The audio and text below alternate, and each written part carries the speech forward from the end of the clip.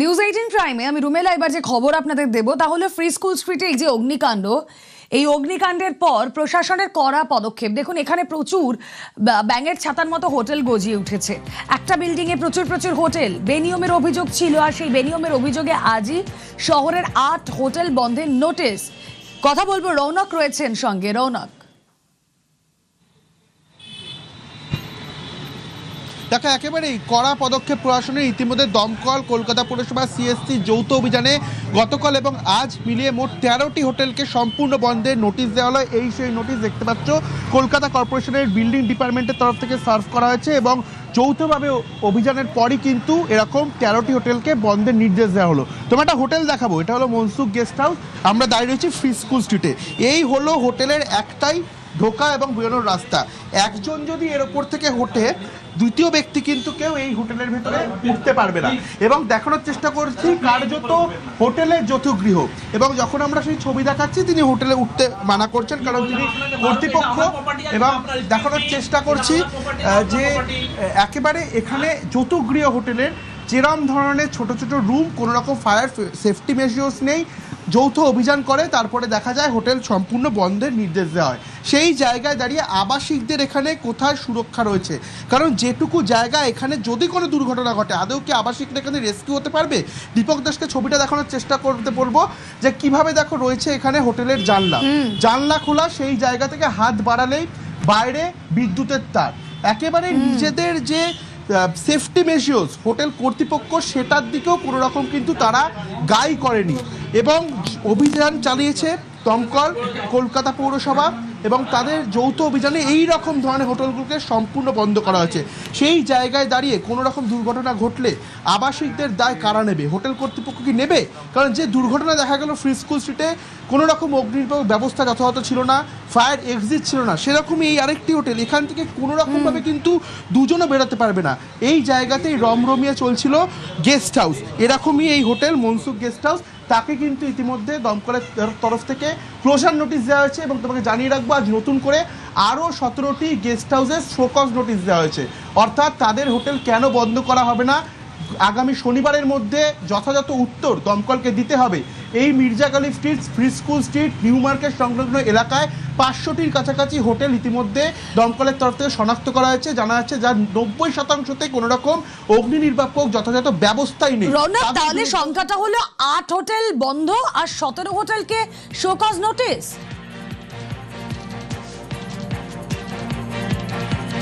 দেখো তোমাকে জানিয়ে রাখবো দমকল সূত্রে খবর, আজকে এবং গতকাল মিলিয়ে মোট 13টি হোটেলকে সম্পূর্ণ বন্ধের নোটিশ দেওয়া হয়েছে। গতকাল 8টি, আজ 5টি, মোট 13খানা হোটেলকে সম্পূর্ণ বন্ধের নির্দেশ দেওয়া হয়েছে। এবং আজ নতুন করে 17টি হোটেলে শোকজ নোটিশ পাঠানো হয়েছে যে কেন তাদের হোটেল বন্ধ করা হবে না, তার যথাযথ উত্তর দমকল আধিকারিকদেরকে আগামী শনিবারের মধ্যে দিতে হবে। সঙ্গে থাকো রৌনক।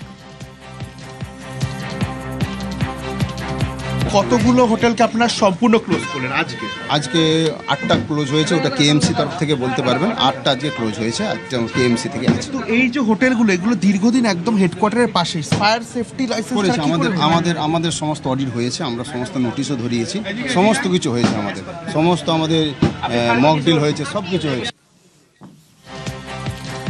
সহকর্মী রৌনকের কাছে আবারও যাব। আপনারা দেখতেই পাচ্ছিলেন যেখানে রৌনক দাঁড়িয়েছিল, ইনফ্যাক্ট রৌনক এখনো যেখানে দাঁড়িয়ে রয়েছে, এই যে সিঁড়ি, এই সিঁড়ি দিয়ে উঠতে সত্যি দুজনের পক্ষে ওঠা সম্ভব নয়। সেই সিঁড়ি দিয়ে উঠে আর যে জায়গা, যেই রুম তার লাগোয়া যে জায়গা, সেখানে আমরা দেখছিলাম তারের জঞ্জাল। কথা বলবো আবারও রৌনকের সঙ্গেই। রৌনক, তুমি তো ওপরে উঠলে, তুমি যখন দাঁড়িয়ে কথা বলছিলে আমরা দেখছিলাম যে 2-4 জন সেখানে দাঁড়িয়ে রয়েছেন, তারা খুব অস্বস্তির মধ্যে পড়ছিলেন, তারা ক্যামেরা চালাতে বোধহয় বারণ করছিলেন। তারা কি কিছু বলার চেষ্টা করছিলেন? তাদের কি মানে তাদের সঙ্গে কথা বলা কি সম্ভব কোনোভাবে? দেখো একেবারে এতদিন ধরে রমরমিয়ে ব্যবসা চলছিল, সেই জায়গায় এসে হোটেল বন্ধ হয়েছে, তারপর তো তারা বাধা দেবেই। এবং যারা রয়েছে হোটেলের যিনি মালিক, তিনি এই মুহূর্তে নেই, কিন্তু যিনি এখানে দেখাশোনা করেন তিনি রয়েছেন। তারা দীর্ঘদিন ধরে এই ব্যবসা কিভাবে চলছিল? কোনো আবাসিকদের তো কোনো নিরাপত্তাই নেই। দেখুন, আমরা তো কর্মচারী, সেটা আমরা কি করে বলবো? কর্মচারী এতদিন তো চলছে, ধরুন, মানে বলতে নেই যাতে কোনো দুর্ঘটনা না ঘটে। যদি ঘটে আপনি এখান দিয়ে পালাতে পারবেন? আপনি বলুন তো। দেখুন, আমাদের সেটা তো আর কি করে বলবো যে আমি পালাতে পারবো কি পালাতে পারবো না? কোনো ফায়ার এক্সিট রয়েছে আপনাদের, মানে হ্যাঁ। জরুরি জায়গা বেরোনো? আমাদের এই জানলা, এই জানলা থেকে মানুষ লাফ দেবে? তাছাড়া উপায় না, বিপদের সময় কি করবেন আপনি? তার এসব জেনেও এরকম দীর্ঘদিন ব্যবসা চলছে? এবার সব জায়গাতে, শুধু আমার বলে না, সবাই তো এরকম 13টা বন্ধ করেও দিয়েছে। প্রত্যেকটা হোটেলে আপনি যাবেন, যান ভেতরে যান। এটা কেন, কতদিন ধরে আপনাদের ব্যবসাটা চলছে? সেটা আমি বলতে পারবো না। আমরা তো ধরুন সামান্য 2-4 মাস মানে 6 এই মাস। সরু সিঁড়ি এটাই আপনাদের ওঠানামার জায়গা? এইটাই আমাদের ওঠানামা। কততলা হোটেল? 3 তলা। মানে বুঝতে পারছো, উনি বলতে পারবেন না কারণ উনি কর্মচারী। সেই জায়গায় দেখাচ্ছি এই সরু সিঁড়ি, এখান থেকেই ওনারা ওনাকে একটু তিনতলা উপরে যাতায়াত উঠে করছেন। দেখাও না, এই সিঁড়ি দিয়ে যতটা যাওয়া যায় এদিক ওদিক, একটু ভেতরটা দেখতে চাই, আমাদের দর্শকদের একটু দেখাই।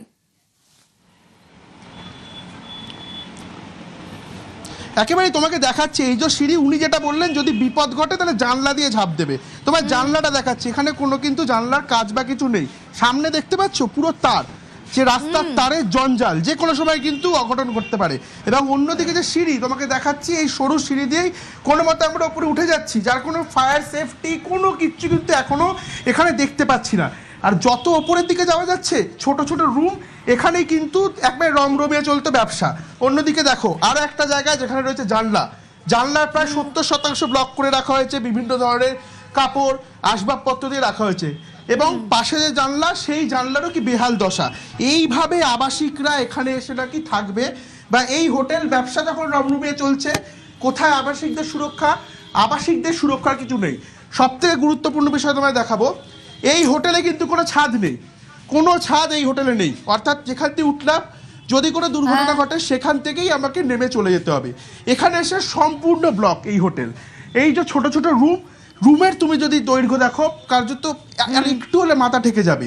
সেই রুমের মধ্যেই রয়েছে কি এসি, কতটা বিপজ্জনক অবস্থায় এই এসিটা রয়েছে দেখো। এবং এখান থেকে বেরোনোর কোনো রাস্তা নেই, কারণ এর ওপরে কিন্তু ছাদ না, এর ওপরে রয়েছে অ্যাসবেস্টার। 3 তলা এই একটা আচ্ছা। জুতুগৃহ হোটেল, দীর্ঘদিন ধরে ব্যবসা চলছে, কিন্তু ফায়ার এক্সিস্ট তো দূরের কথা, যেখান দিয়ে ওঠানামা করা হয় সেই জায়গা ছাড়া ওঠানামার কোনো জায়গা নেই। এবং এই হোটেলে নিজস্ব কোনো ছাদ নেই। ভয়ঙ্কর অবস্থা এইসব হোটেলগুলোতেই আবাসিকরা তারা থাকছেন, কিন্তু সেখানে তাদের প্রতিদিন থাকতে হতো প্রাণের ঝুঁকি নিয়ে। যে ঘটনা আরো একবার সামনে এনে দিয়েছি, ফ্রি স্কুল স্ট্রিটে আগুন, শিখা ইনে আগুনের ঘটনা।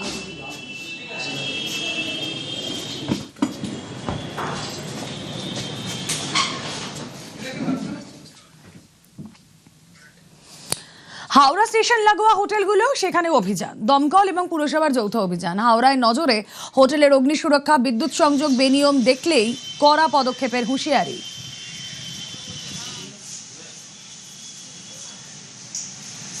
দমকল ও পুরসভার যৌথ অভিযান, নজরে হোটেলের অগ্নি সুরক্ষা, বিদ্যুৎ সংযোগ। কি অবস্থা সেখানকার, কি দেখা গেল সেখানে গিয়ে? দেবাশিস প্রতিনিধি রয়েছেন সঙ্গে। দেবাশিস, দেখো, দুপুর থেকে কার্যত দমকলের কর্তৃপক্ষ, হাওড়া সিটি পুলিশের, গোলাবাড়ি থানার পুলিশ, এমনকি হাওড়া পুরসভার একাধিক আধিকারিক, তারা কিন্তু হাওড়ার একাধিক হোটেল, প্রায় 50 থেকে 60টি হোটেলে কিন্তু ইতিমধ্যে ভিজিট করে ফেলেছেন। আরো প্রত্যেক দিন যেগুলি বাকি থাকছে সেগুলি করছে, কারণ ছোট বড় প্রায় 100-রও বেশি কিন্তু হোটেল সেখানে রয়েছে। আজকের ভিজিটের পরে কিন্তু কার্যত দমকলের তো যে আধিকারিক রয়েছেন তিনি কিন্তু আশঙ্কা প্রকাশ করছেন। কি আশঙ্কা প্রকাশ করছেন? যে যতগুলো হোটেল ভিজিট করেছেন তা নিয়ে কিন্তু বেশিরভাগ হোটেলের ক্ষেত্রেই কিন্তু সংশয় রয়েছে, অর্থাৎ বৈদ্যুতিক ব্যবস্থা, অগ্নি নির্বাপক ব্যবস্থা যা কিন্তু মেনটেন করা হয় না, কোথাও কোথাও এক্সপায়ার হয়ে গেছে। অগ্নি নির্বাপক ব্যবস্থার যে এক্সটিংগুইশ রয়েছে, ফায়ার এক্সটিংগুইশ, সেগুলি এক্সপায়ার হয়ে গেছে। এবং সবচেয়ে বড় বিষয় হচ্ছে হোটেলগুলির কোনো এমার্জেন্সি এক্সিট নেই, যেখানে কোনো দুর্ঘটনা ঘটলে এমার্জেন্সি এক্সিট দিয়ে আবাসিকরা তারা বেরোতে পারবেন বা কর্মীরা বেরোতে পারবেন। এইগুলো কিন্তু ভাবাচ্ছে পৌর প্রশাসনকে।